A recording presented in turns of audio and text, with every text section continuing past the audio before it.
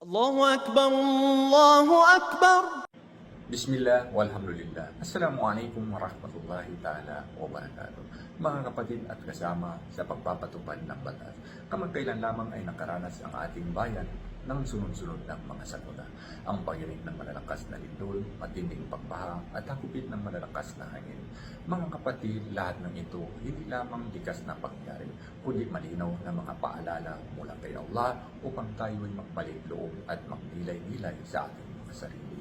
Huwag po natin kalimutan ang mga kapahamakan at pagsubok na ating naranasan ay bunga rin ng ating mga pagkukulang at maling nagawa.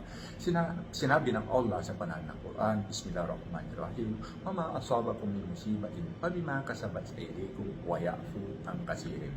At anumang kapahamakan, pagsubok o kalamidad ang dumating sa inyo ay dahil yan sa kasalanan ginawa ng iyong mga kamay. Subalit siya ay nagpapatawad sa marami.